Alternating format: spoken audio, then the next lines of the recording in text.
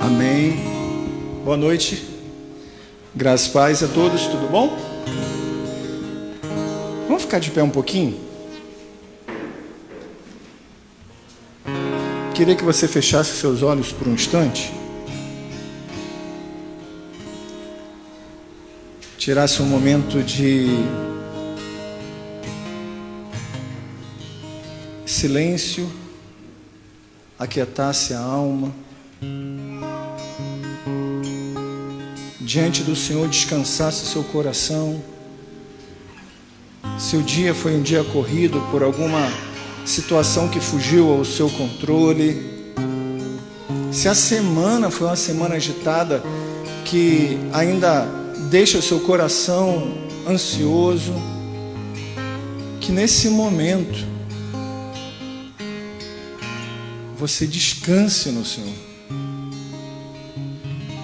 Que nesse momento você entenda que está no lugar mais seguro da face da terra, que é na comunhão daqueles que o Senhor resgatou, que é no meio da congregação dos justos, onde Ele se faz presente. E aonde o Senhor se faz presente, as nossas ansiedades são dissipadas, o nosso medo é desfeito, o nosso coração encontra paz, o nosso coração encontra descanso nos braços daquele que nos ama. E Ele nos amou de uma maneira tão poderosa, que nos agregou à família dos santos, que nos fez suas propriedades, família de Deus. E nele encontramos essa paz, paz que em outro lugar nós não encontramos, paz que faz com que as coisas tenham sentido, faz com que, ainda que o mar esteja encarpelado, descansemos, porque sabemos que o Senhor se faz presente. Sabemos que Ele dá a voz ao mar para que o mar se aquiete e o vento para que se cale.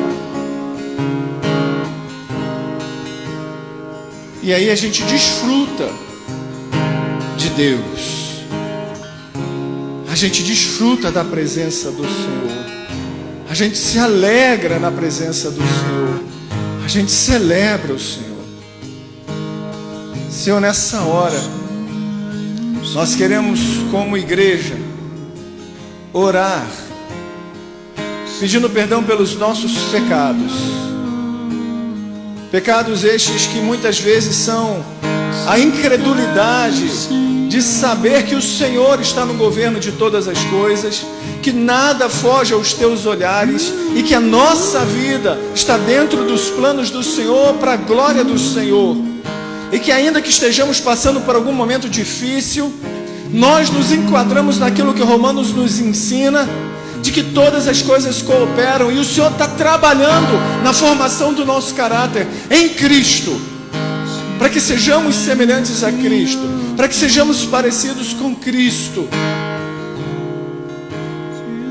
Por isso descansamos no Senhor. Perdoa os nossos pecados, intencionais, acidentais. Perdoa os nossos pecados, Senhor.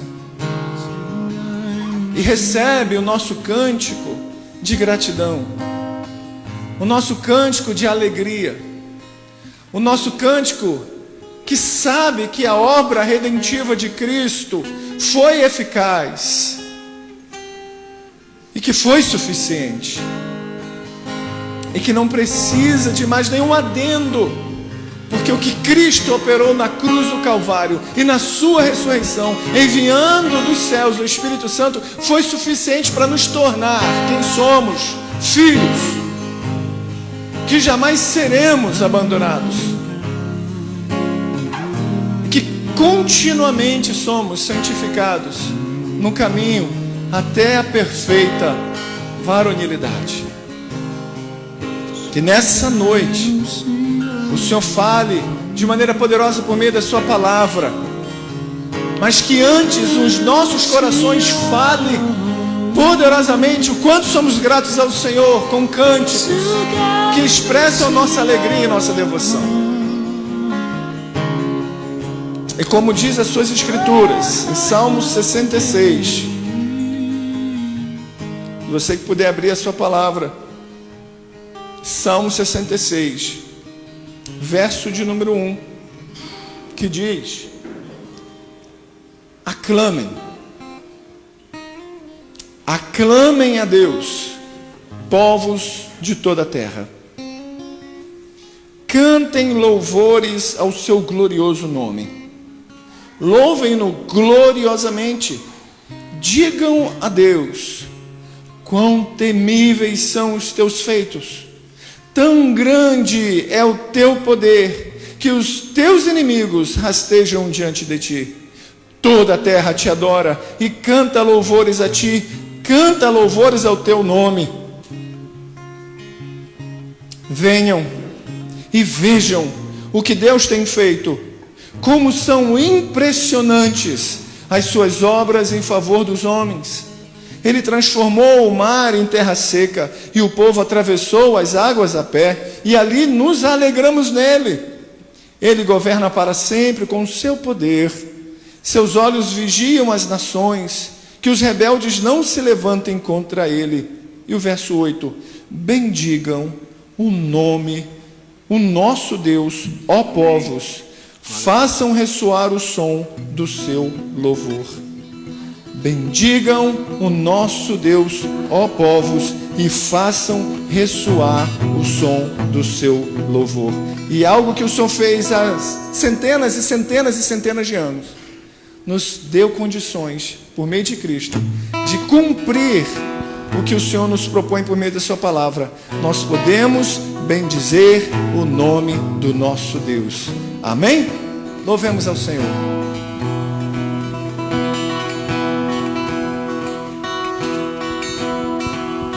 Aleluia, glória a Deus.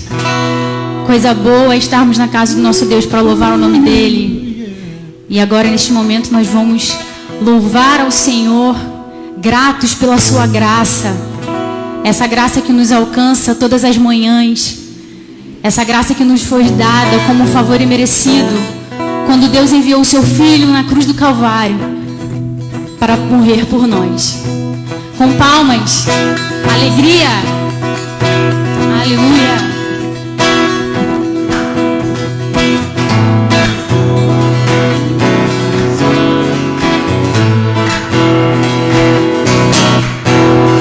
Somos filhos da graça divina sem par, frutos do amor que nos veio alcançar.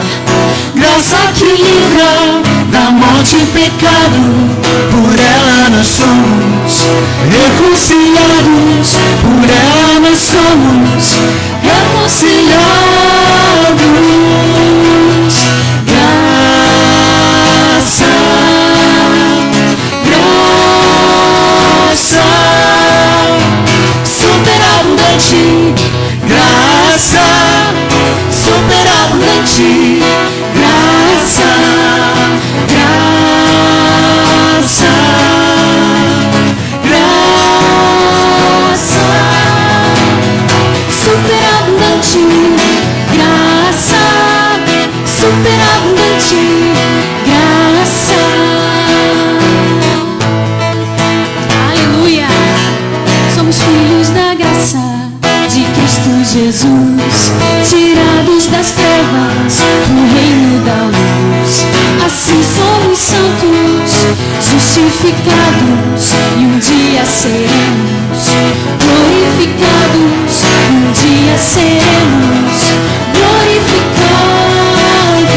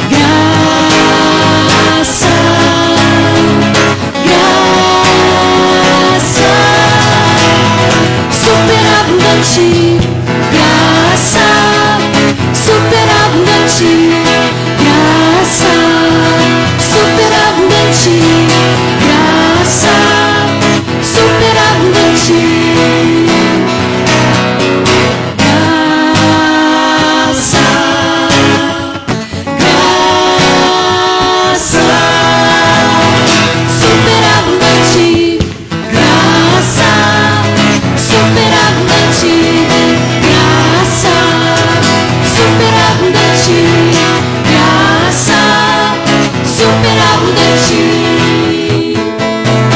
Graça. Aleluia. Amém, Senhor. Aleluia.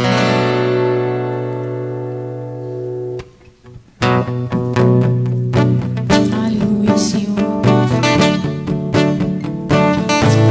Obrigada, Deus. Obrigada, Senhor, pelo teu amor que nunca falha, Pai. Nesse seu amor, ó Deus, que podemos descansar, ó Deus, confiadamente, Deus, porque o teu amor não falha.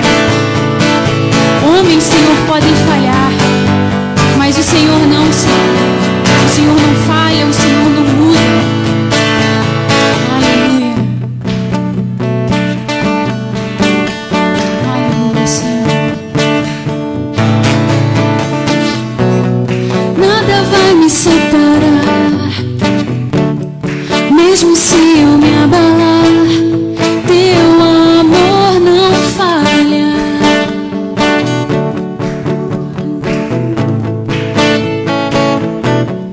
Mesmo sem merecer, tua graça se derrama sobre mim, teu amor não falha.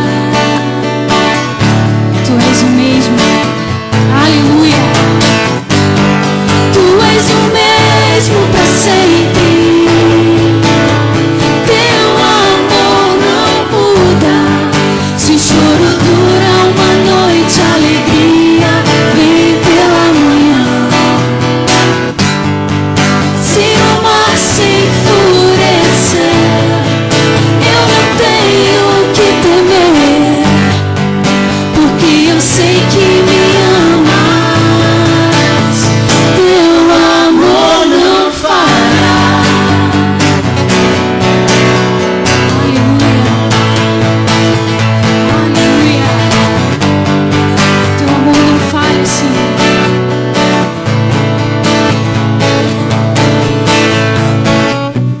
Difícil é o caminhar, nunca pensei que fosse alcançar, mas teu amor não falha.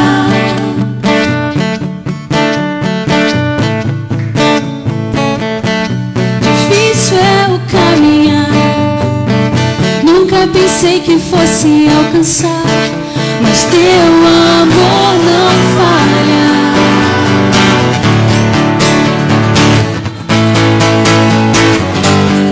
Tu és o mesmo para sempre. Teu amor não muda. Se o choro dura uma noite, a alegria vem pela manhã. Se o mar se enfurecer, eu não tenho o que temer, porque eu sei que me amas. Teu amor não falha.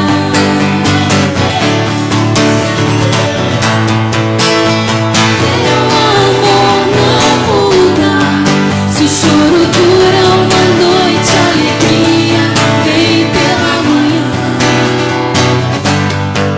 Se o mar se enfurecer, eu não tenho o que temer, porque eu sei que me amas. Teu amor não falha.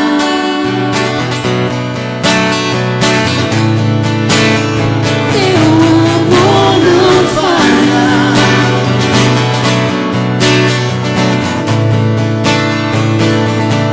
Tu fazes que tudo coopere para o meu bem. Tu fazes que tudo coopere para o meu bem. Você pode dizer isso com fé? Fazes que tudo coopere para o meu bem. Ele cuida de nós e continua cuidando de nós. Fazes que tudo coopere para o meu bem. Tudo coopera para o bem daqueles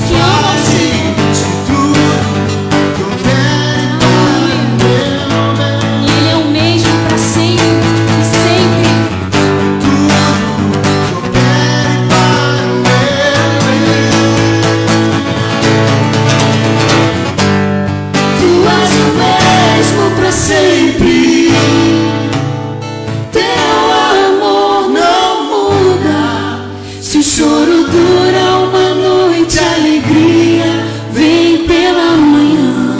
Podemos confiar. Se o mar se enfurecer, Não precisamos temer. eu não tenho que temer, Nós sabemos que Ele porque nos eu ama. sei que me ama. Tu és o mesmo. Tu és o mesmo pra sempre. Teu amor não muda. Se o choro dura uma noite, a alegria vem pela manhã. Se o mar se enfurecer, eu não tenho que temer, porque eu sei que me amas. Teu amor não falha. Porque eu sei que me amas. Teu amor não falha. Porque eu sei que me amas. Teu amor não falha.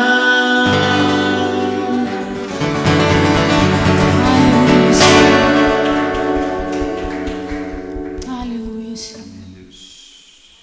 Não há outro Deus como o Senhor. Não há outro como o Senhor.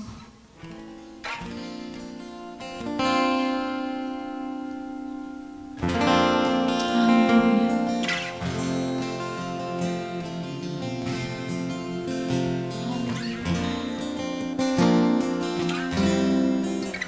Não há outro como tu, soberano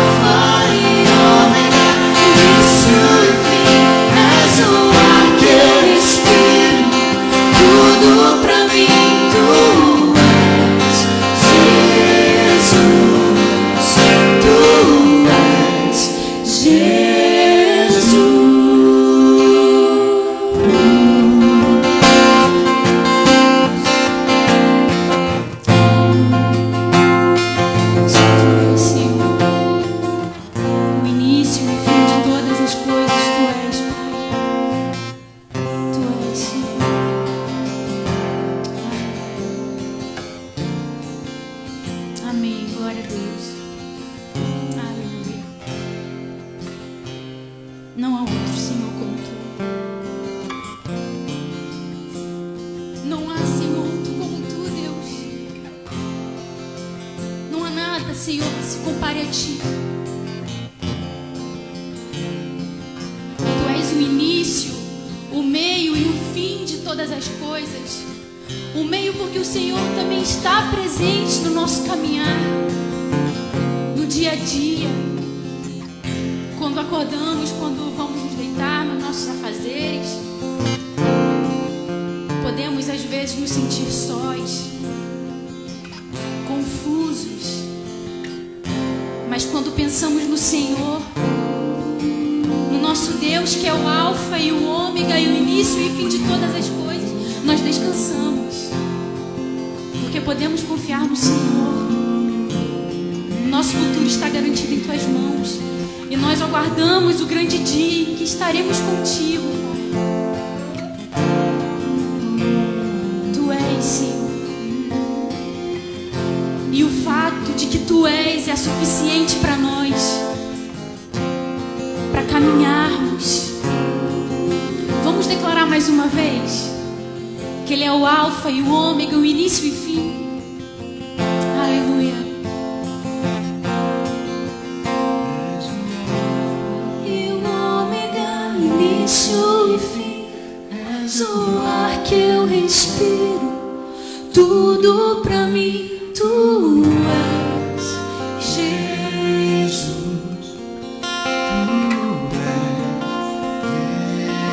Mais uma vez.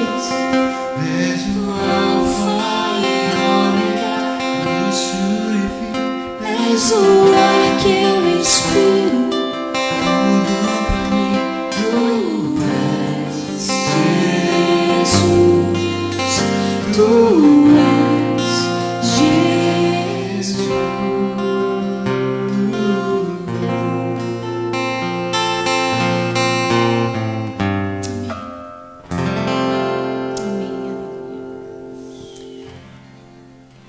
Nós vamos agora passar para o momento de ofertas e dízimos. Você que nos visita, sinta-se à vontade para participar desse momento. Amém? Antes nós vamos ler uma porção da palavra que se encontra em 1 Crônicas 29, versículo 9.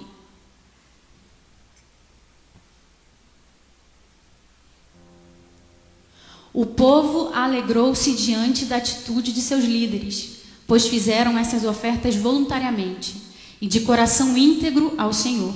E o rei Davi também encheu-se de alegria. Então vai estar passando a cestinha aí, então se você quiser ofertar e dizimar, sinta-se à vontade. Amém?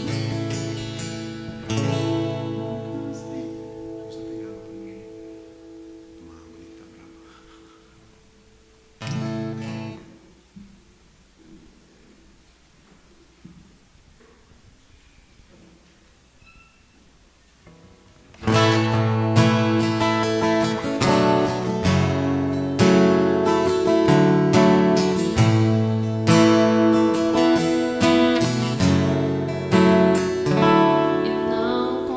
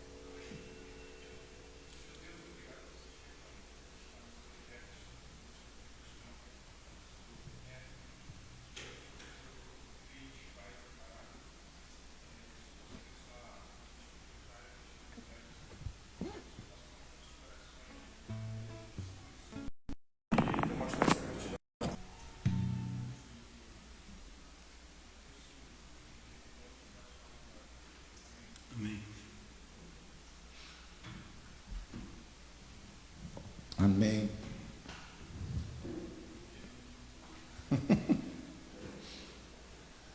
Nós vamos nesse momento compartilhar um texto que se encontra em Jeremias capítulo 33,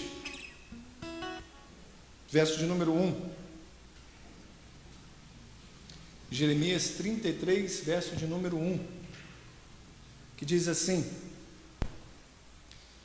Jeremias ainda estava preso no pátio da guarda quando o Senhor lhe dirigiu a palavra pela segunda vez. Assim diz o Senhor que fez a terra, o Senhor que a formou e afirmou, seu nome é Senhor. Clame a mim, e eu responderei e lhe direi coisas grandiosas e insondáveis que você não conhece. Porque assim diz o Senhor, o Deus de Israel, a respeito das casas dessa cidade e dos palácios reais de Judá, que foram derrubados para servirem de defesa contra as rampas de cerco e a espada na luta contra os babilônios. Elas ficarão cheias de cadáveres dos homens que matarei no meu furor. Ocultarei desta cidade o meu rosto por causa de toda a sua maldade. Todavia, trarei restauração e cura para ela. Curarei o meu povo e lhe darei muita prosperidade e segurança. Mudarei a sorte de Judá e de Israel e os reconstruirei como antigamente. É fato que isso aqui é um texto que já aconteceu com Israel. Fato esse que a gente tem até pregado na série de Neemias. Mas esse Deus que fala para clamar a Ele ainda é o mesmo Deus. E diante de alguma dificuldade que estejamos passando, ou de alguma assombro que estejamos vivendo, Ele ainda é esse Deus que ao clamar nos responde. Pode ser no tempo que não seja no tempo que esperamos, pode não ser o que desejamos, mas Ele nos responde segundo a sua vontade e a sua graça, a fim de que o nome dEle seja glorificado. E ainda que não seja o que esperamos, a vontade dEle continua sendo boa, perfeita e agradável, a fim de formar em nós, de transformar-nos à semelhança, à imagem de Cristo Jesus. Então nesse momento é o momento que nós estaremos orando pelos enfermos, pelos necessitados, de alguma área da vida que precise da intervenção divina, por aqueles que estão aqui ou não estão aqui, por aqueles que você esteja intercedendo em oração. E eu gostaria de chamar você que queira vir aqui à frente, para a gente estar orando. Eu e o pastor Lucas estaremos orando por vocês. Também oraremos pela cidade, oraremos pela nossa nação que tanto tem padecido. Vamos orar. Senhor, a Tua palavra nos diz que o Senhor é um Deus que ouve. E diante da realidade que muitas vezes, Senhor, nas nossas lutas, nas nossas aflições, nos nossos momentos de solidão e de solitude, nas nossas reflexões, a sensação que dá muitas vezes é que estamos sós. Oramos, gritamos, choramos, e parece que não há do outro lado alguém a ouvir. Parece que não tem solução para aquilo que estamos passando. Parece que não há resposta para aquilo que nós estamos colocando diante de Ti. Clamamos, batemos na porta. Teoricamente nós sabemos, mas na prática parece que não estamos conseguindo viver. Mas o bom, Senhor, que independentemente daquilo que eu sinta ou não sinta, o Senhor está ouvindo. O Senhor não depende daquilo que eu sinto, não depende daquilo que nós sentimos. O Senhor não depende de nós para operar. Graciosamente o Senhor intervém nas nossas dores. Graciosamente o Senhor intervém nas nossas lutas. Graciosamente o Senhor intervém naquilo que nós choramos e clamamos. E até naquilo que nós nos aborrecemos. O Senhor está presente para, no tempo certo, nos responder. Seja com sim, seja com não, seja com espere. O importante, Senhor, é que nós sabemos que o Senhor escuta o clamor. O clamor daquela mãe que ora pelo seu filho, o clamor daquela esposa que ora pelo seu marido, o clamor do filho que ora pelos seus pais. O Senhor escuta. O Senhor sabe das lutas que cada um que tem passado. O Senhor sabe das lutas que os nossos irmãos têm passado. O Senhor sabe. Aqueles que não têm nem força para compartilhar, aqueles que têm até vergonha de compartilhar, mas que o Senhor sabe que o coração tem clamado ao Senhor, que o seu coração tem gritado ao Senhor: ajuda-os, socorre-os, ampara-os, manifesta a sua graça, Senhor, para que os teus feitos sejam cada vez mais assombrosos e testemunhados diante dos homens. Intervém, Senhor, na vida dos nossos irmãos que estão passando por um momento de tanta aflição na sua alma, que a ansiedade bate no coração como que uma marreta a esmagar. Mas o Senhor, que é de amor e gracioso, Deus que é amor, guarda e protege seus corações, Senhor. Guarda os seus corações de tamanha aflição. Não permita que palavras de assombro, que palavras de morte se apoderem de sua mente. Não permita, Senhor, que o desespero se os tome a maneira de tentarem alguma coisa contra as suas próprias vidas. Não permita, Senhor. Mas que traga esperança, Senhor. Traga vida a cada um deles. Que eles possam lembrar das grandezas que o Senhor operou na palavra. Que eles possam lembrar da grandeza que o Senhor operou em seus corações ao resgatá-los da morte espiritual. E que no Senhor eles possam descansar. Porque o futuro a Ti pertence, Senhor. E nossas vidas a Ti pertencem. E o Senhor governa a nossa vida.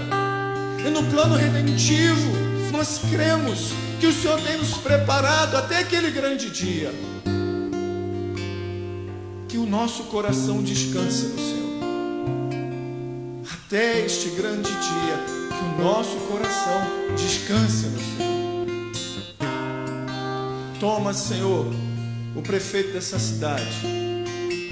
A sua saúde precisa de uma intervenção divina, para que ele entenda que o Senhor é o Deus que cura, que liberta e que salva. E que seu coração se quebrante diante da realidade do Evangelho. E ele queira Jesus. E ele deseje Jesus. E ele anseie por Jesus. E que toda a sua casa e sua família sejam impactados pelo Evangelho. Para que ele possa, Senhor, ter o descanso em sua eternidade. Torna, Senhor, essa cidade uma cidade administrada com justiça, para que o pobre seja alcançado, para que não haja, meu Pai, tantas e tantas falcatruas e desvios, mas haja, Senhor, justiça. Toma os vereadores, toma os secretários, Senhor, dessa cidade, toma o governador desse estado, Senhor. Toma, Senhor, aqueles que com Ele regem esse estado. Intervém, Senhor, na vida deles. Assim também no governo federal, Senhor, nos ministros, Senhor. Não permita, Senhor, que o pobre sofra, que mais e mais injustiça cresça nesse país, mas que a graciosa mão do Senhor intervenha e faça, Senhor, com que essa nação, que é tão rica, também alcance aqueles que não têm. Tantos povos, Senhor, tantas pessoas saindo em busca de condições melhores, e este país com tanto a oferecer. Muda a história desse país, Senhor, e faz desse país Um país que acolha cada vez mais aqueles que precisam, por ter condições de dar e te oferecer. Abençoe essa comunidade, Senhor. Abençoe o conselho dessa comunidade, Senhor. Abençoe a futura liderança dessa comunidade, os membros dessa comunidade, aqueles que estão, meu Pai, orando por essa comunidade. Dê o crescimento, Senhor, segundo a sua graça, a fim de que mais e mais vidas sejam alcançadas por meio da pregação do Evangelho, pelo testemunho do amor que há, meu Pai, operando no nosso meio. Que haja perdão, arrependimento, que sejamos aquilo que a palavra do Senhor nos diz, um corpo, sem mácula, lavados e remidos pelo sangue do Cordeiro. Assim nós oramos, Senhor, no nome santo de Jesus. Amém e amém. Amém. Antes de nós passarmos para o período de pregação da palavra, da pregação, quem está nos visitando, levanta a mãozinha aí. Sejam bem-vindos. Fazer, igual a antiga paróquia. Volte sempre. Não vou cantar aquele hino congregacional, Sejam bem-vindos. Acho que não só sejam bem-vindos, mas que caminhem bem-vindos. Amém. Proselitismo. Amém. Romanos capítulo de número 10. Romanos capítulo de número 10. Tem um verso 12.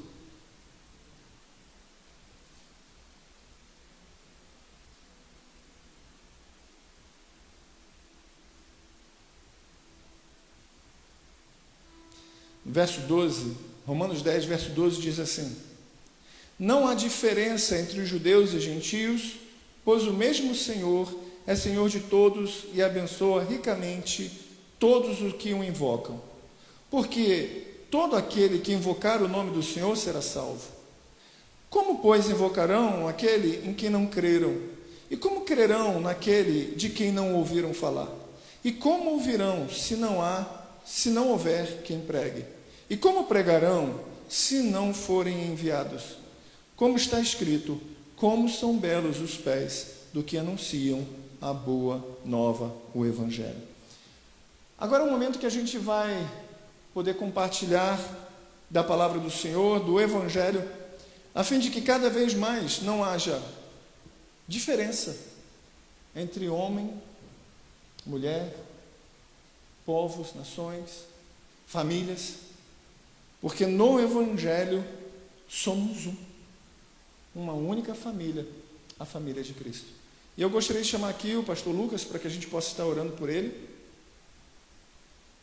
Estamos numa sequência de mensagens em Neemias. Vamos estender as mãos para cá? Pai, nós cremos que o Senhor já tem colocado, o Senhor, dentro do coração do seu servo, a mensagem que nos confrontará, mas também nos edificará e nos impulsionará a viver de modo digno do teu Evangelho. Que o Senhor faça uso do teu Filho, que o Senhor, meu Pai, traga ao seu coração as palavras das suas Escrituras, a fim de nos edificar. Assim nós bendizemos o Senhor pela vida do teu Filho, no nome santo de Jesus. Amém.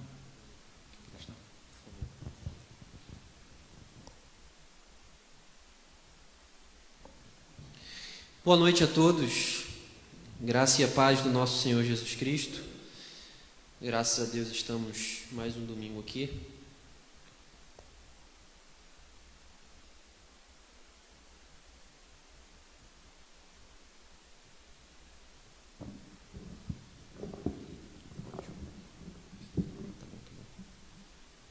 Pronto, agora sim.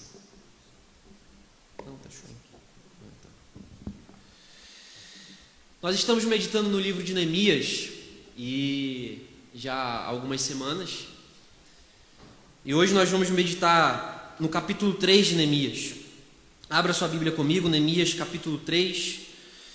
E nós temos visto sobre a tarefa de Neemias, que era copeiro do rei, diante da miséria, diante da notícia que ele recebeu de Anani, de reconstruir as muralhas de Jerusalém. Neemias é um personagem muito conhecido, mas esse livro não é propriamente sobre Neemias. Nós cremos que toda a Escritura aponta para Cristo Jesus. Foi isso que o próprio Cristo disse, que a lei e os profetas testificam de mim. E é por isso que o título dessa série que nós demos foi a fidelidade de Deus na restauração do seu povo. O que Neemias está fazendo, Deus está fazendo por meio de Neemias. Eu falei um pouco sobre isso na semana passada, quando nós falamos sobre vocação, que é a forma de Deus agir no mundo por meio de nós. E o que está acontecendo aqui no livro de Neemias, no cenário de Neemias, no contexto de Neemias, é que Deus está cumprindo a promessa que ele fez. E Neemias fala isso no capítulo 1, quando o povo se arrependeu, decidiu se arrepender e se voltar para Deus, ele os reuniria de volta, né? E muitos povos voltaram do cativeiro babilônico e Neemias estava envolvido junto com Esdras nesse processo de reconstrução, não somente espiritual, mas política da história de Israel. E aqui nós vamos chegar no capítulo 3, e eu quero que você abra aí comigo para nós lermos juntos, Neemias capítulo 3. Nós vamos ler todo o capítulo. Assim diz a palavra de Deus. O sumo sacerdote Eliasibe e os seus colegas sacerdotes começaram o seu trabalho e reconstruíram a porta das ovelhas. Eles a consagraram e colocaram as portas no lugar. Depois construíram um muro até a torre dos 100, que consagraram, e até a torre de Ananel. Os homens de Jericó construíram o trecho seguinte. Isakur, filho de Inri, construiu logo adiante. A porta do peixe foi reconstruída pelos filhos de Hassená. Eles puseram os batentes e colocaram as portas, os ferrolhos e as trancas no lugar. Meremote, filho de Urias, neto de Acós, fez os reparos do trecho seguinte. Ao seu lado, Mesulão, filho de Berequias, neto de Mesesabel, fez os reparos. E ao seu lado, Zadok, filho de Baaná, também fez os reparos. O trecho seguinte foi reparado pelos homens de Tecoa, mas os nobres dessa cidade não quiseram se juntar ao serviço, rejeitando a orientação de seus supervisores. A porta de Gesana foi consertada por Joiada, filho de Pazéia, e por Mesulão, filho de Besodias. Eles puseram os batentes e colocaram as portas, os ferrolhos e as trancas no lugar. No trecho seguinte, os reparos foram feitos por Melatias de Gibeon e Jadom de Meronote, homens de Gibeon e de Mispá, localidades que estavam sob a autoridade do governador da província do Trans-Eufrates.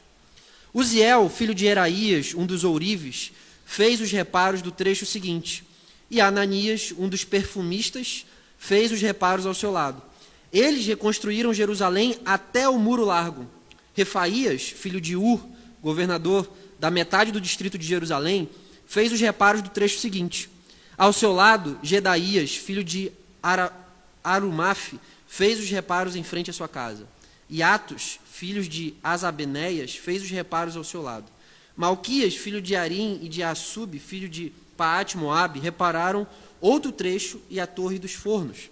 Salum, filho de Aloés, governador da outra metade do distrito de Jerusalém, fez os reparos do trecho seguinte com a ajuda de suas filhas. A porta do vale foi reparada por Anum e pelos moradores de Zanoa. Eles a reconstruíram e colocaram as portas, os ferrolhos e as trancas no lugar. Também repararam 450 metros do muro até a porta do esterco. A porta do esterco foi reparada por Malquias, filho de Recabe, governador do distrito de Bet-Hacarém. Ele a reconstruiu e colocou as portas, os ferrolhos e as trancas no lugar. A porta da fonte foi reparada por Salum, filho de Col-Rosé, governador do distrito de Mispá. Ele a reconstruiu, cobriu-a e colocou as portas, os ferrolhos e as trancas no lugar. Também fez os reparos do muro do tanque de Siloé, junto ao jardim do rei, até os degraus que descem da cidade de Davi. Além dele, Neemias, filho de Asbuc, governador de meio distrito de Bet-Zur, fez os reparos até em frente dos túmulos de Davi, até o açude artificial e a casa dos soldados. Depois dele, os reparos foram feitos pelos levitas, que estavam sob a responsabilidade de Reum, filho de Bani. Junto a ele, Hassabias, governador da metade do distrito de Keila, fez os reparos em seu distrito. Depois dele, os reparos foram feitos pelos seus compatriotas, que estavam sob a responsabilidade de Binui, filho de Renadad, governador da metade do distrito de Keila. Ao seu lado, Ézer, filho de Jesua, governador de Mispá, reconstruiu outro trecho, começando de um ponto que fica em frente da subida para a casa das armas, indo até a esquina do muro. Depois dele, Baruque, filho de Zabai, reparou com zelo outro trecho, desde a esquina do muro até a entrada da casa do sumo sacerdote Eliasibe. Em seguida, Meremote, filho de Urias, neto de Racós, reparou outro trecho, desde a entrada da casa de Eliasibe até o fim dela. Os demais reparos foram feitos pelos sacerdotes das redondezas. Depois, Benjamim e Hassub fizeram os reparos em frente da sua casa, e ao lado deles, Azarias, filho de Maacéias, filho de Ananias, fez os reparos ao lado da sua casa. Depois dele, Binui, filho de Henadade, reparou outro trecho, desde a casa de Azarias até a esquina do muro. E Palau, filho de Uzai, trabalhou em frente da esquina do muro e da torre que sai do palácio superior, perto do pátio da guarda. Junto a ele, Pedaías, filho de Parós, e os servos do templo que viviam na colina de Ofel fizeram os reparos até em frente da porta das águas, na direção do leste e da torre que ali sobressaía. Depois dele, os homens de Tecoa repararam outro trecho, desde a grande torre até o muro de Ofel. Acima das portas dos cavalos, os sacerdotes fizeram os reparos, cada um em frente da sua própria casa. Depois deles, Zadok, filho de Imer, fez os reparos em frente da sua casa. Ao seu lado, Semaías, filho de Secanias, o guarda da porta oriental, fez os reparos. Depois, Ananias, filho de Selemias, e Anum, filho de Zalaf, fez os reparos do outro trecho. Ao seu lado, Mesulão, filho de Berequias, fez os reparos em frente da sua moradia. Depois dele, Malquias, um ourives, fez os reparos do muro até a casa dos servos do templo e dos comerciantes em frente da porta da inspeção, até o posto de vigia da esquina. E entre a sala, acima da esquina, e a porta das ovelhas, os ourives e os comerciantes fizeram os reparos. Amém. Essa é a palavra de Deus. Essa é a palavra de Deus. Bom, diante desse trecho aqui, esse é um trecho da Escritura que, se nós formos sinceros, né, ele não é tão convidativo, vamos dizer assim. É um trecho que registra historicamente o nome das pessoas que participaram dos reparos e da reconstrução do muro de Jerusalém, dos muros de Jerusalém. Mas é importante nós lembrarmos, diante desses textos da Escritura, aquilo que Paulo falou aos Romanos e aquilo que Paulo falou a Timóteo, que tudo que foi escrito para o nosso ensino foi escrito. E toda a Escritura é inspirada por Deus e útil para o ensino, para a repreensão, para a educação e para fazer o homem perfeitamente habilitado para toda boa obra. Então, obviamente, talvez os pregadores, esse é um texto que talvez muitos pregadores pulassem. E o que tem de útil aqui para pregar para a igreja desse texto?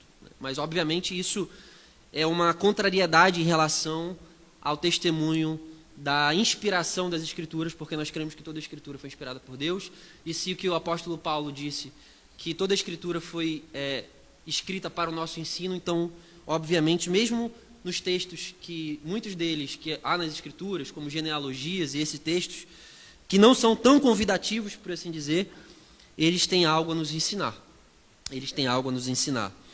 E não é diferente com o texto de Neemias, capítulo 3. E diante desse trecho aqui, nós estamos diante do fato de que, propriamente, na distribuição dos trabalhos, ou no que cada pessoa empreendeu a fazer para os reparos do muro. Nós bem sabemos aqui que Neemias era copeiro do rei, ele recebeu as notícias de Jerusalém, depois que alguns judeus voltaram para Jerusalém, né, quando o Império Medo-Persa estava governando, depois que o Império Babilônico passou, eles estavam no cativeiro, permaneceram no cativeiro durante 70 anos, e depois eles retornaram à sua terra, só que estava tudo desolado. Né? Então você imagina que, a nível contextual para nós, está havendo a guerra há 1 ano entre a Rússia e a Ucrânia. Então, durante esse período, muitas pessoas saíram. Né?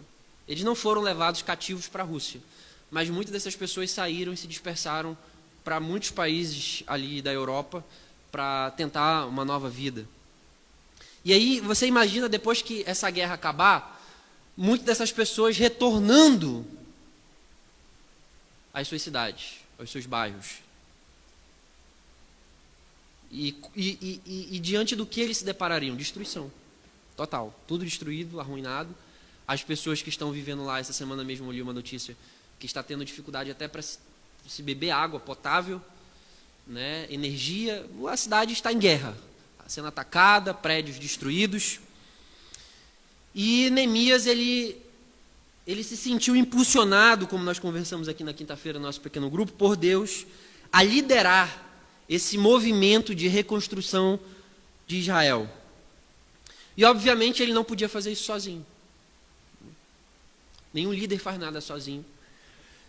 Principalmente um trabalho dessa magnitude de reconstrução de uma cidade, de reconstrução de um muro. E no verso 18 do capítulo 2, ele mobiliza, não é, as pessoas, os judeus, dizendo que, no verso 17, vejam a situação terrível em que estamos.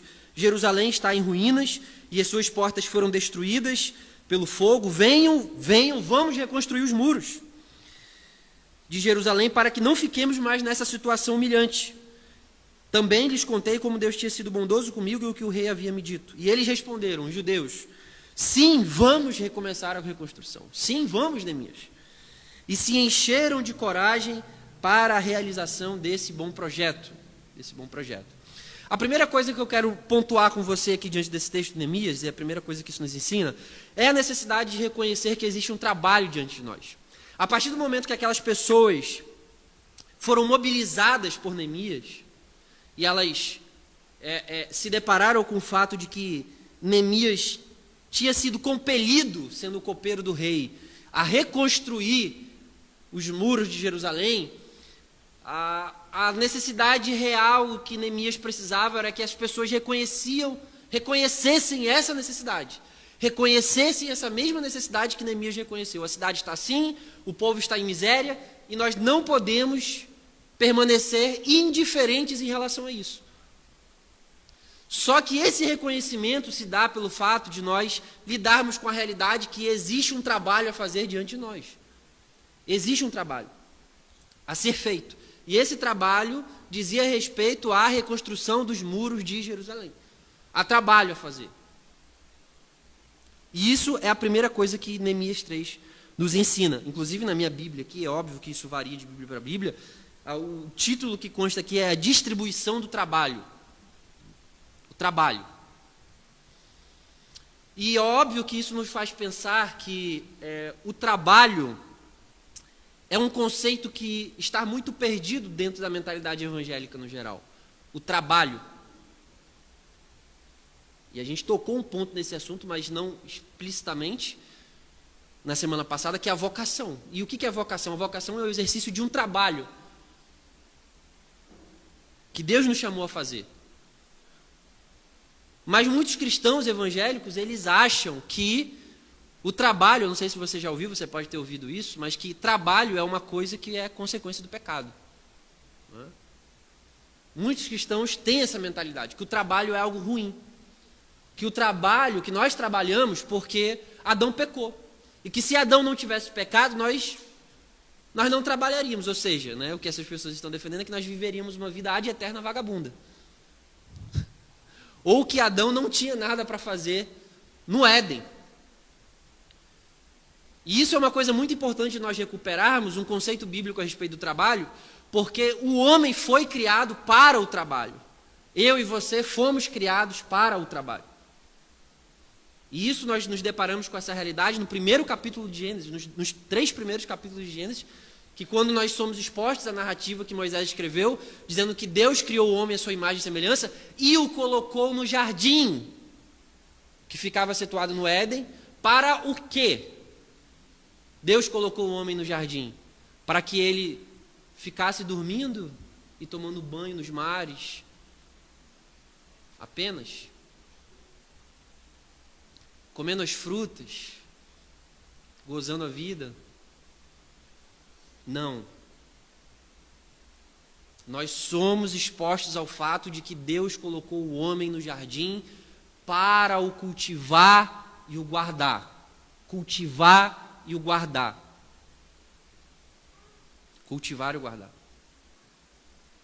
E o que é isso? Trabalho. Cultivar e guardar. Então Adão trabalhava. Adão trabalhava. Trabalho é uma coisa que antecede o pecado. Trabalho é algo que está na estrutura criacional da nossa realidade, do mundo. Entende? Trabalho. Por quê? Porque o nosso mundo, ele é desenvolvido a partir do trabalho. A partir dos trabalhos que são executados.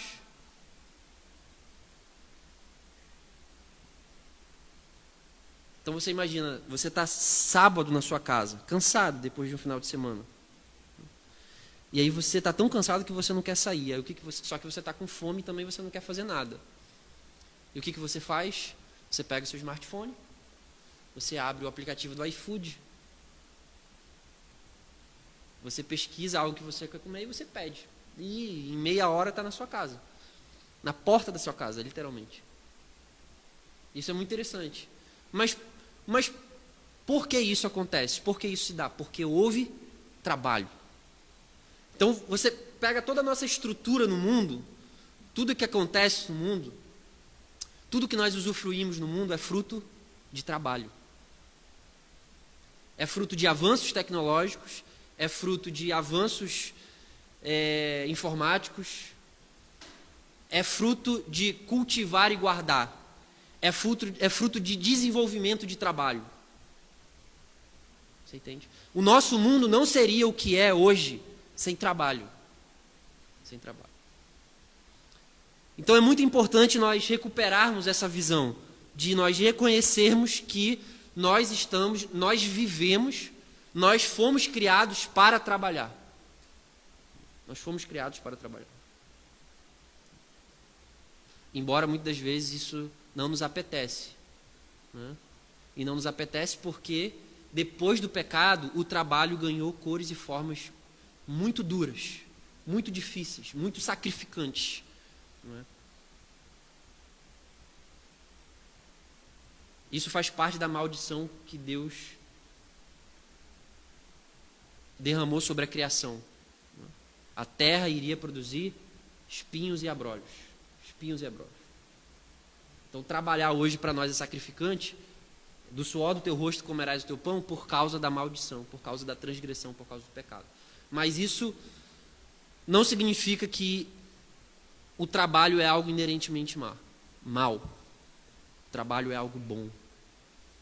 E nós precisamos, por assim dizer, redimir uma visão correta a respeito do trabalho. E isso é muito importante para nós. Assim como aquelas pessoas, aqueles judeus que estavam com Neemias, que disseram para Neemias, que responderam diante da mobilização de Neemias: vamos reconstruir, Neemias.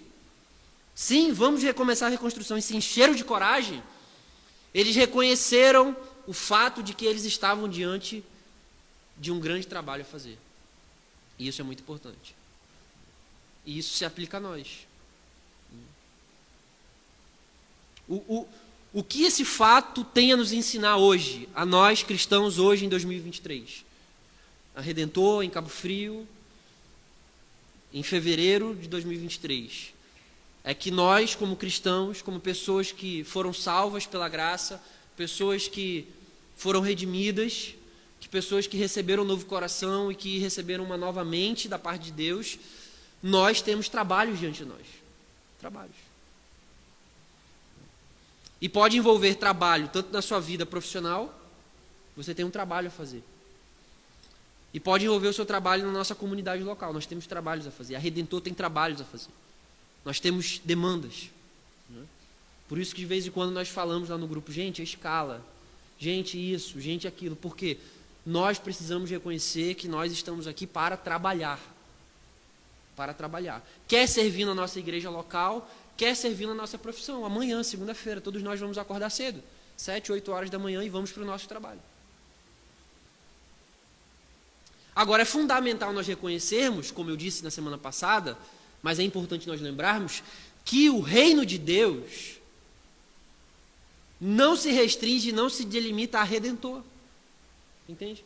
O trabalho no reino de Deus, ele não se restringe, não se delimita a pregar, a cantar, a passar com a cestinha de oferta, a exercer o trabalho como o Leandro faz de colocar aqui no Data Show as letras para nos auxiliar a cantar, a escala de limpeza, a varrer, a passar pano.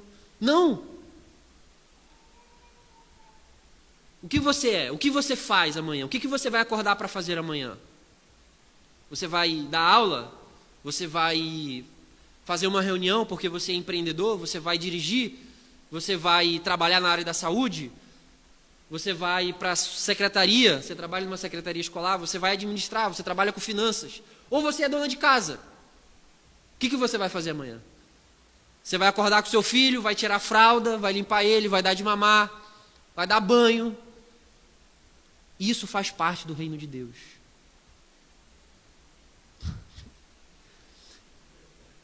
Isso faz parte do reino de Deus. Você vai dirigir, você é motorista de aplicativo, ou você é um simples estudante. Isso faz parte do reino de Deus. Tudo isso faz parte do reino de Deus. E tudo isso é trabalho. Tudo isso é trabalho. Você pode ser um faxineiro. Isso é trabalho. E uma das coisas fundamentais para a nossa vivência nesse mundo é entendermos que tudo que nós fazemos faz parte do reino de Deus. Para um cristão, tudo é sagrado. Para um cristão, tudo é sagrado. Desde escovar o dente, quando ele acorda, até o churrasco que ele faz no final de semana, tudo é sagrado. Por quê? Porque nós estamos fazendo tudo isso diante de Deus e para Deus. Isso não é o que o apóstolo Paulo nos ensina? Fazei todas as coisas para a glória de Deus. Quer comais, quer bebais, façais tudo para a glória de Deus. Então não existe nada dentro da criação, e isso é muito importante que nós entendemos, para que isso é imprescindível para que o testemunho cristão no mundo torne a ser o que o dia foi, né? E não o que é hoje. Como que a gente reconhece um cristão hoje? A gente reconhece um cristão quando ele coloca o celular dele no som alto dentro da empresa que ele trabalha, tocando música gospel, né? Aí a gente fala assim, ele é crente. Mas uma das coisas importantes para nós recuperarmos o testemunho público cristão é entendermos que não importa onde nós estamos envolvidos, com o que nós estamos envolvidos, obviamente se essa coisa é lícita, é que isso faz parte do reino de Deus. Isso faz parte do reino de Deus. E diante de todas essas áreas, há trabalho diante de nós a fazer. Há trabalho a fazer. Uma mãe que acorda 4 horas da manhã para dar leite ao seu filho que está chorando, isso é um trabalho que ela está fazendo. Como assim? É um trabalho de maternidade. É um trabalho da vocação que Deus chamou ela a fazer. E isso faz parte do reino de Deus.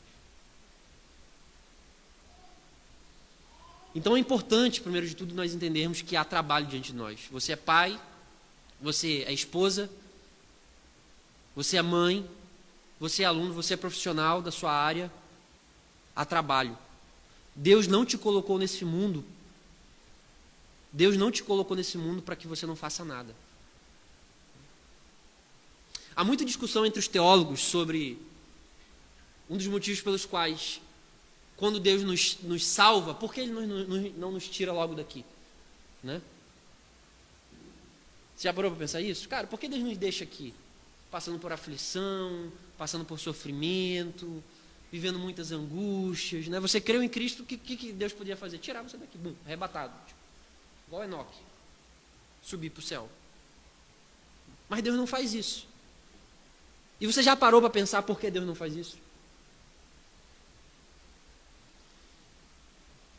Eu gosto de pensar, dentre muitas coisas que a Bíblia fala, e uma das coisas que a Bíblia fala, e Jesus fala aqui quando ele diz sobre as boas obras, né? Brilhe a vossa luz diante dos homens. Brilhe a vossa luz diante dos homens. Então eu gosto de pensar que uma das coisas, um dos motivos pelos quais Deus nos deixa aqui no mundo, vivendo a nossa vida normal, como era, com o nosso trabalho, às vezes, com a nossa família, é para que nós sejamos pessoas que continuem trabalhando aqui agora, mas não como antes mais. Você entende? Não com a mentalidade que nós tínhamos mais, mas com a mentalidade de que isso que eu estou fazendo faz parte do reino de Deus. Isso que eu estou fazendo eu estou cooperando com Deus. Ou como eu ouvi certa vez de um teólogo, trabalhar é cooperar com Deus para pôr ordem no caos. É isso.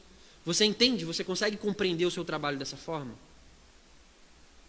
Que trabalhar é cooperar com Deus para pôr ordem no caos. O mundo está um caos, está uma desordem. Deus nos salva, Deus nos deixa aqui, Deus nos dá a sua palavra, nos dá o seu espírito, para quê? Para viver. Para continuar vivendo. E para que a gente seja agentes de transformação, agentes de trabalho, de ser sal e luz, onde quer que a gente esteja. Para que a gente, na nossa esfera de influência, no nosso horizonte de influência, a gente promova a ordem. Para que a gente cultive e guarde. Para que a gente trabalhe. Para que a gente faça as coisas com excelência. Tudo bem que nós não estamos mais no jardim como Adão estava, mas nós estamos na cidade. O que você está fazendo para cultivar e guardar a cidade? Por meio da sua vocação, por meio do seu trabalho. O que você faz? Como você entende o que você faz, o seu trabalho, como extensão do reino de Deus? Então isso é muito importante. É muito importante entendermos isso. Que Deus nos deixa aqui. Não é simplesmente para vir para a igreja aos domingos e nas reuniões de quinta. Mas Deus nos deixa aqui para trabalhar. Para exercer domínio. Usando a expressão, exercer domínio. Isso é o que Adão exercia, exercer domínio. Nós exercemos domínio quando nós nos casamos, quando nós somos maridos, esposas, quando nós somos pais, quando nós atuamos dentro do nosso trabalho, nós estamos exercendo domínio no mundo.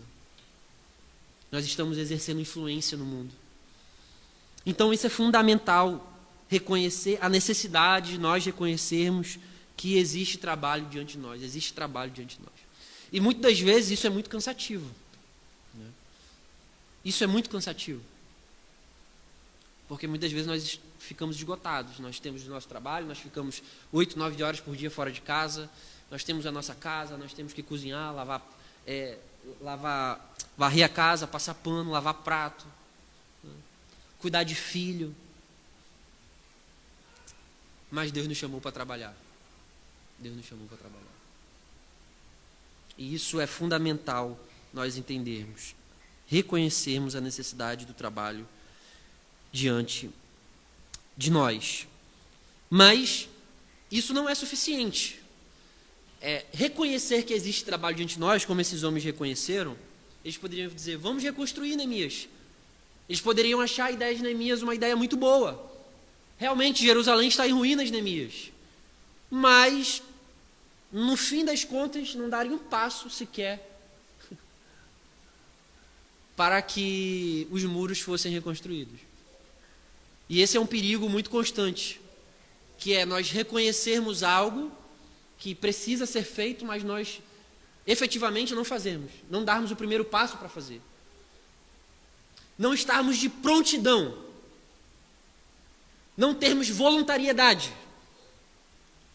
Precisa ser feito, mas sabe aquela louça na pia?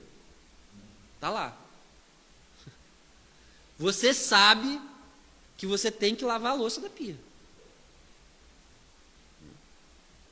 Aí se você é casado, aí às vezes, né, você fica ali esperando.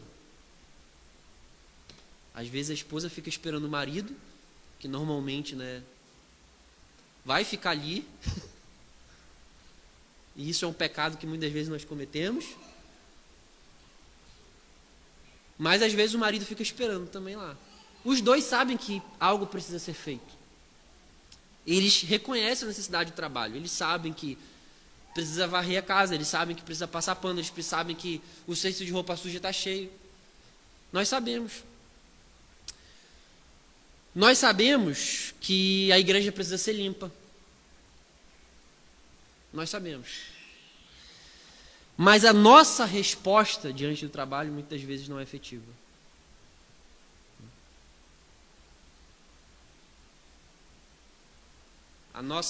Não existe prontidão. Não existe voluntariedade diante do trabalho. E isso é um perigo. Porque nós reconhecemos aquilo que precisa ser feito, mas nós não fazemos. Quer por preguiça, quer por indolência, quer por letargia, quer por procrastinação. Não, eu vou fazer isso amanhã. Aí no outro dia você não faz, você não faz, você não faz, você não faz. E você vai empurrando, você vai empurrando. Você não tem disciplina para fazer o que precisa ser feito. Você não tem assertividade. Você não toma decisões que precisam ser tomadas. Mesmo diante do fato que você sabe que você precisa tomar essa decisão. Que você precisa agir em relação àquilo. Isso é o que nós somos expostos aqui. Aqueles homens, eles não somente se prontificaram, eles não somente disseram, sim, vamos começar a reconstrução. E aqui no verso 18, na parte B, tem uma coisa muito interessante que eles disseram. Eles se encheram de coragem. Isso diz respeito à volição, à sua vontade. Eles se encheram de coragem. Isso é fundamental. Isso é fundamental para que a gente execute os trabalhos. Coragem. Que é essa virtude de nós olharmos para os desafios que estão diante de nós e nós não somente respondermos e reconhecermos que nós precisamos agir diante do trabalho, como aqueles homens agiram, mas que nós precisamos dar o primeiro passo. Nós não ficamos esperando muitas das vezes. Certo? Pastor, deixa que eu limpo. Pastor, deixa que eu faço. Pastor, deixa isso aqui comigo.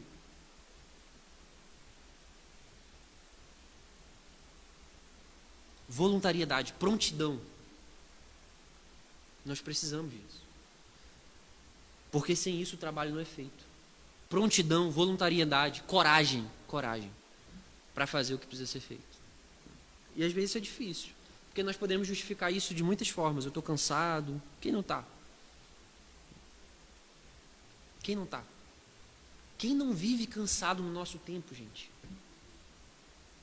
Se você conversar com 10 pessoas, como é que você está? Cara, eu estou cansado. Todo mundo está cansado. Mas nós temos trabalho diante de nós, que muitas vezes precisam ser feitos.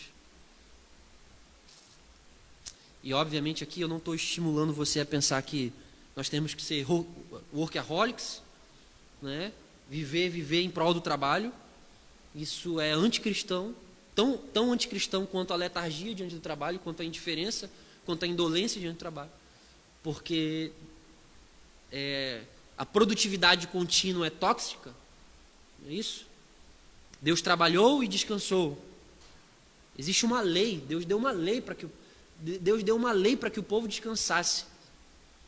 O descanso é tão importante para Deus que ele deu uma lei em relação a isso, para o povo, para nós.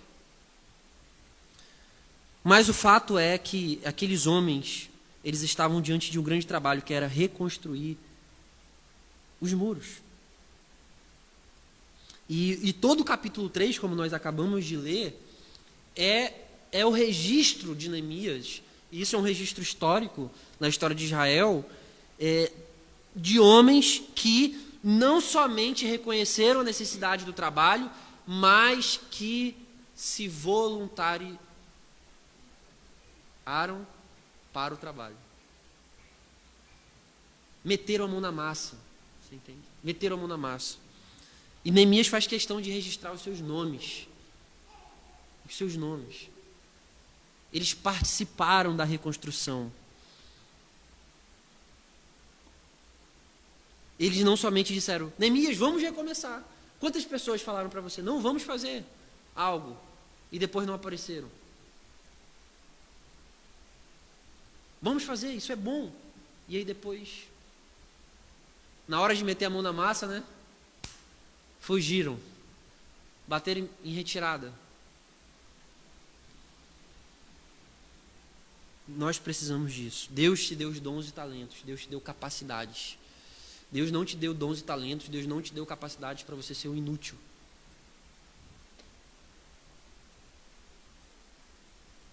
Deus te deu dons, talentos, capacidades, a sua capacidade para que você sirva o mundo, para que você sirva as pessoas, para que você sirva a igreja, para que você faça parte da reconstrução. Nós não estamos reconstruindo muros aqui, mas nós estamos aqui como agentes do reino de Deus, reconstruindo, fazendo parte, sendo sal e luz do mundo, enquanto Cristo está renovando todas as coisas. Nós cremos que o reino de Deus já foi inaugurado. Não é isso? Quando Jesus, com a vinda de Cristo ao mundo, o reino de Deus chegou, o reino de Deus está entre nós, e nós cremos que isso já começou. E que por meio da sua obra na cruz, Cristo está recriando todas as coisas. Deus está fazendo um novo povo, Deus está reconstruindo. Por quê? Porque esse não é o ideal proposto por Deus. Depois que o pecado entrou no mundo, nosso mundo se deteriorou. E o que Deus está fazendo? Deus está renovando todas as coisas. E isso já começou. E vai ser consumado no final. E o que nós fazemos enquanto nisso? Sentamos, esperamos, vou esperar Cristo voltar. Vou para a igreja domingo, vou lá, vou cantar, vou orar, vou dar uma ofertinha, não é? E vou esperar Jesus voltar.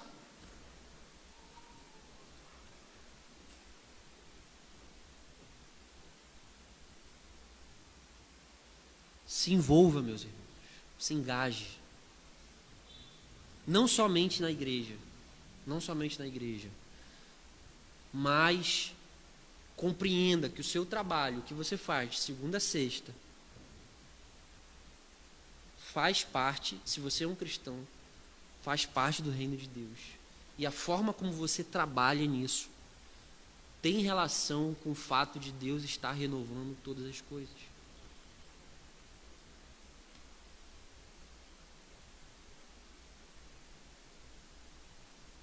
Trocar a fralda do bebê com cocô, dar banho, varrer a casa, as coisas mais singelas, que podem parecer inúteis e que muitas vezes nos causam irritações, é fato, né? Porque não são trabalhos legais.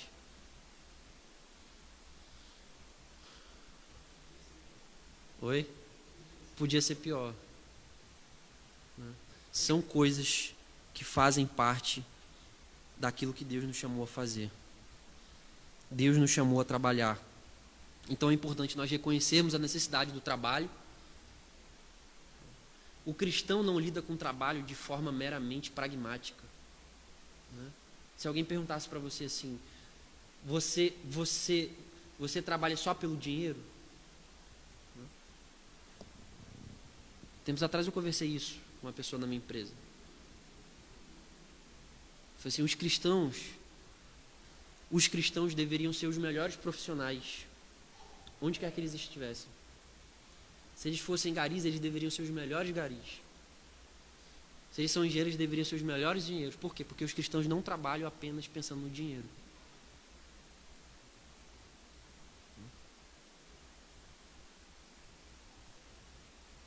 É claro que nós esperamos a recompensa do nosso trabalho. E isso é justo. Isso é justo. Mas nós não trabalhamos apenas por isso. E por que não? Você lembra do que Paulo escreveu aos escravos? Você lembra do que Paulo escreveu para os escravos? Ele escreveu aquilo para escravos. Você é escravo? Você nem escravo é. Eu sei que há muitos trabalhos que são análogos à escravidão, né? Essa semana aconteceu um problema lá no Rio Grande do Sul por causa disso, né? O Ministério do Trabalho pegou várias empresas envolvidas no vinho, com pessoas trabalhando a semelhança de trabalho escravo. Mas você imagina ser um escravo, se vender para sobreviver economicamente no primeiro século. E Paulo escreve para essas pessoas dizendo que eles deveriam trabalhar para os seus senhores como se estivessem trabalhando para Deus. Isso é o que Paulo escreve aos Efésios, capítulo 5. E que eles não deveriam trabalhar somente quando eles estivessem às suas vistas.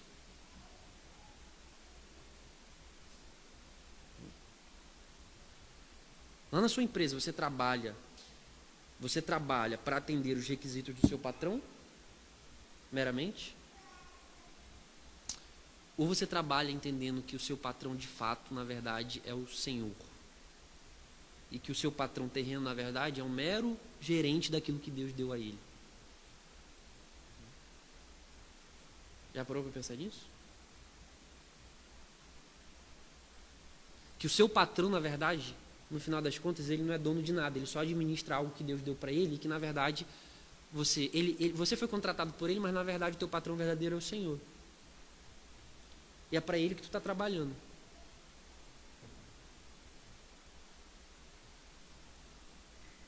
Então isso muda tudo. Isso muda a nossa ética de trabalho, isso muda a nossa visão a respeito do trabalho, isso muda a forma como nós empreendemos, isso muda a forma como nós somos funcionários, isso muda tudo.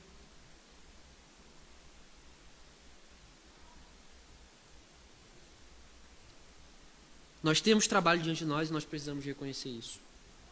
Senão nós viveremos alienados. Mas isso não é suficiente, nós precisamos responder isso de forma efetiva, assertiva. Ou seja, nós precisamos ser proativos.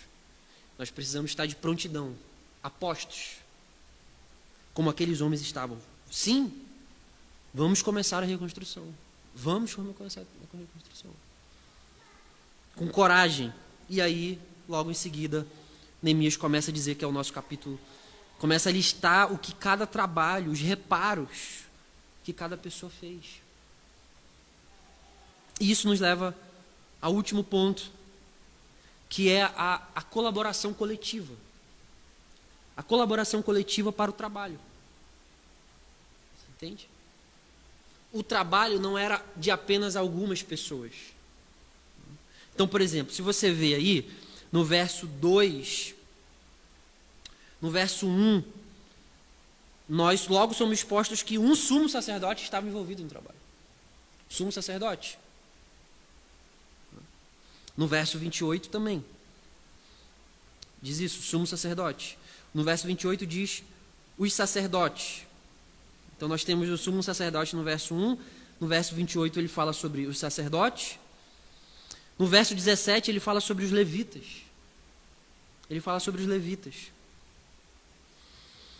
No verso 9 e 12, ele fala sobre os líderes, o governador da metade do distrito, os governadores, os líderes, vamos dizer assim, dos bairros, das cidades.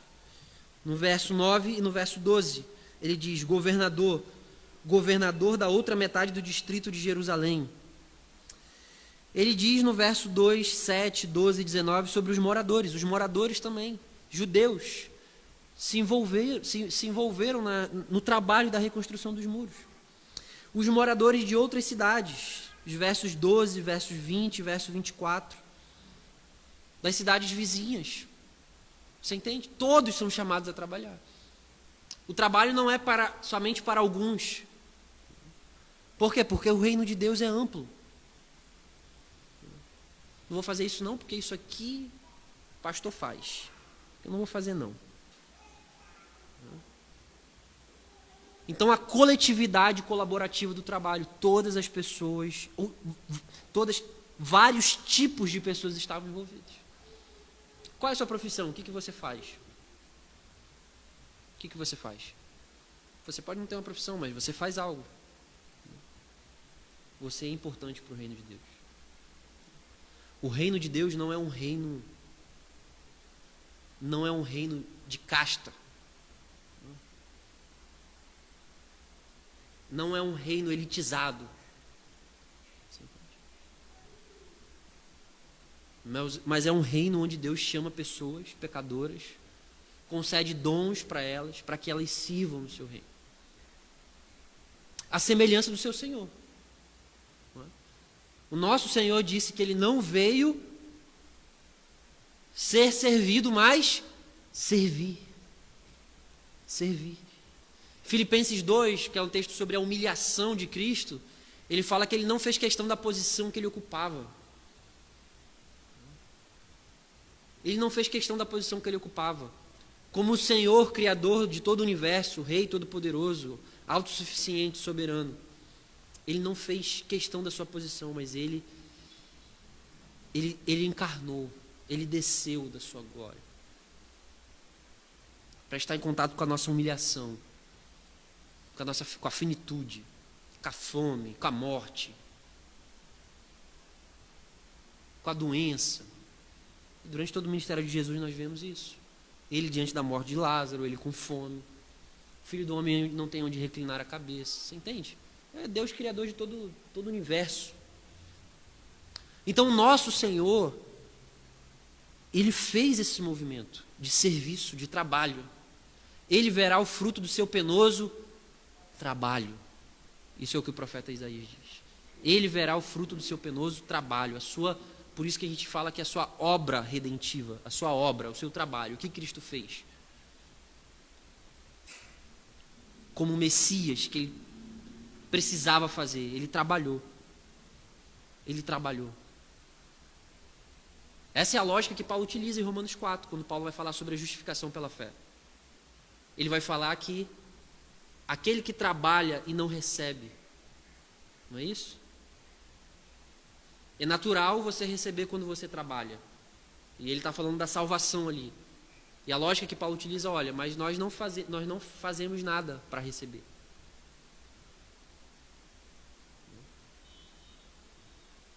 E por que nós não fazemos nada? Porque nós não trabalhamos para receber salvação. Porque Cristo trabalhou. Ele verá o fruto do seu penoso trabalho. Ele trabalhou. E nós recebemos de graça. Colocando a nossa fé nele, depositando a nossa fé nele. E por isso nós recebemos justiça. Por que Cristo tem justiça para nos dar? Porque esse foi o resultado da sua obra, da sua obediência à lei. Ele tinha justiça para imputar a nós. Então, meus irmãos, isso coloca diante de nós essas verdades muito importantes, de que existe trabalho diante de nós, nesse mundo, e isso faz parte da nossa vocação, do reino de Deus, e algo muito importante que nós perdemos de vista, que eu falei isso aqui, no treinamento de liderança no sábado, que é o bem comum. Os cristãos, infelizmente, se perderam nas suas discussões públicas a respeito de política, porque eles se tornaram seletivos em suas pautas éticas. E uma das coisas que os cristãos perderam de vista é o bem comum. Muitas vezes nós só pensamos em nós mesmos, os valores da igreja, o que não é errado. Os valores da igreja, não, os valores de Deus, da lei de Deus, da palavra de Deus. Mas nós não estamos aqui somente para fazer política que a igreja faz. A igreja é uma instituição política. Jesus é o Senhor, é uma declaração política. Não como normalmente nós pensamos, mas é política. Ela está na polis, ela está na cidade, ela está envolvida com a realidade. Assim como eu vi muitas igrejas engajadas com a tragédia que aconteceu em São Paulo, mas ela está aqui não somente para pensar em si, no que é bom para si, ela está aqui como um recipiente de virtude, não é? A igreja é um recipiente, é um ambiente formativo de virtude para quê? Para que os cristãos individualmente, durante a semana, sejam pessoas que sirvam o mundo, que possam proporcionar bem comum para todas as pessoas, para que as pessoas olhem as nossas obras e glorifiquem o Pai que está no céu. Não é isso que Jesus disse? Para que as pessoas olhem as nossas obras e vejam que de fato nós estamos comprometidos com a justiça, nós estamos comprometidos com o Evangelho, nós estamos comprometidos com o reino de Deus, porque nós estamos empenhados e trabalhando para isso. Nós não trabalhamos para o reino de Deus quando nós meramente elegemos candidatos evangélicos para fazer a bancada evangélica e pensar só no nosso interesse.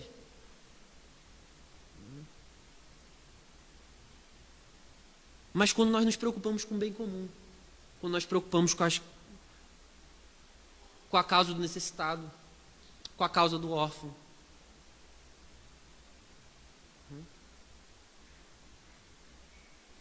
o bem comum, isso enriquece o mundo.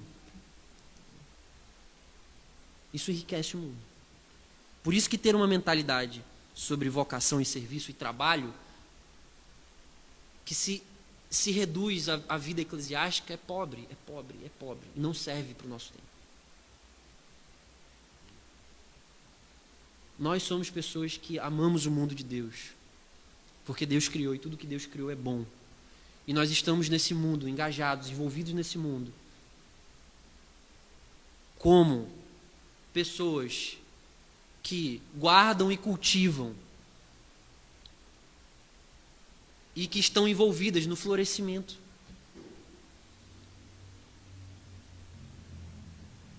No desenvolvimento. No bem comum. Porque isso foi o que o nosso Senhor Jesus Cristo ensinou. Nós estamos aqui para servir, e servir é trabalhar. E servir é trabalhar.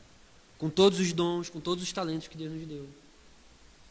Com todos os reconhecimentos, com todos os recursos possíveis. Pode ser que a gente não possa estar na Ucrânia, a gente não pode estar na Ucrânia, mas pode ser que a gente possa mandar recursos para organizações que estão envolvidas com o trabalho lá. Nós não estamos em São Paulo, na tragédia de São Paulo, mas nós podemos colaborar da forma que nós podemos, enviando recursos. Isso é serviço. Enviando donativos. Isso é serviço. Isso é serviço. Ser sal e luz do mundo. Nós ouvimos muito sobre ser luz e sal, mas nós de fato aprendemos pouco ao que de fato é ser sal e ser luz.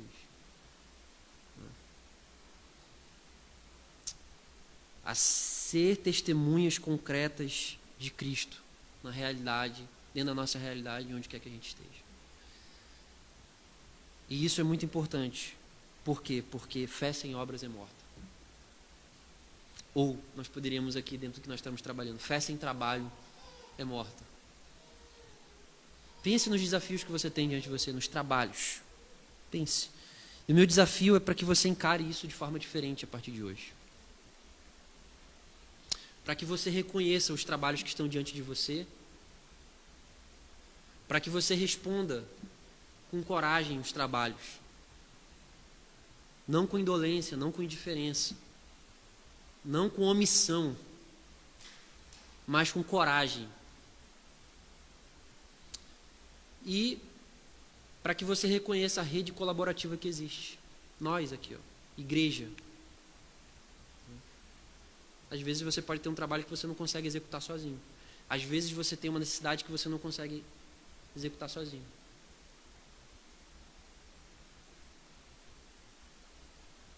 E nós precisamos um dos outros. Por quê? Porque nós não somos uma ilha.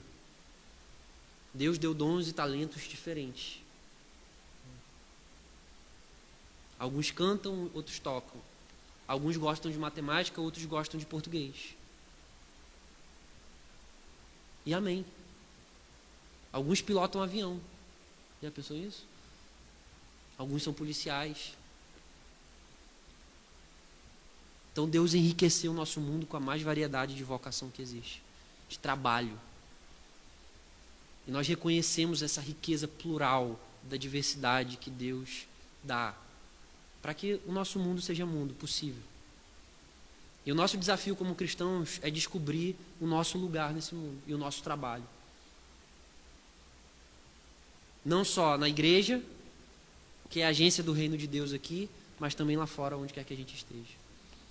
Para que os homens vejam as nossas obras e glorifiquem o Pai que está no céu. Amém. Amém. Que o Senhor nos ajude nessa tarefa.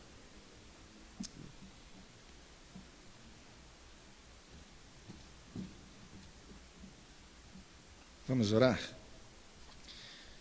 Pai, nós queremos, nessa hora, benzer o Teu santo nome, louvá-lo, porque o Senhor nos convida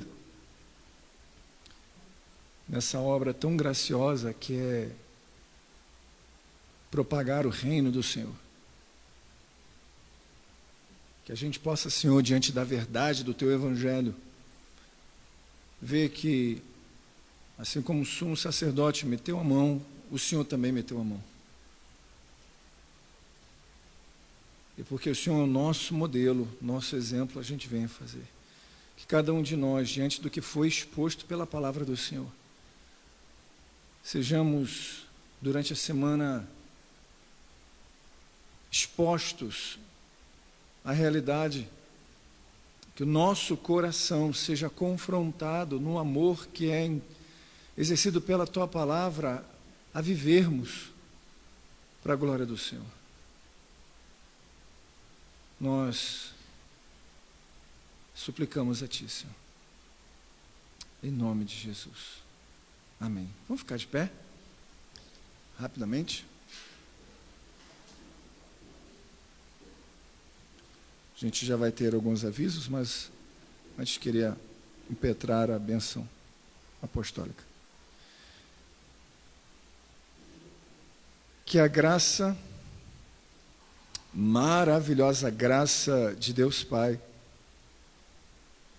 que o amor redentivo, amor de Jesus Cristo e as ricas e doces consolações do Santo Espírito seja uma realidade na nossa vida, não somente hoje, mas até aquele grande dia em que o Senhor nos buscar e para todos sempre. Amém. Senta aí rapidinho para eu te passar um recado, os avisos. Quinta-feira, às 20 horas, temos nosso pequeno grupo, dando continuidade à aplicação, dúvidas sobre o que foi pregado. Sexta-feira, já voltamos? Na outra sexta-feira, então nessa sexta-feira ainda não. Sábado, nesse sábado, 15 horas, temos nosso encontro de liderança, tá bom? Treinamento, daremos continuidade ao que há 15 dias atrás foi iniciado. Domingo, às 18 horas, temos nossa Escola Bíblica Dominical e às 19h30, nosso culto público comunitário. Amém? O pastor Lucas tem aqui o relatório financeiro para trazer. Então, pessoal de casa, Deus abençoe. Tchau, tchau.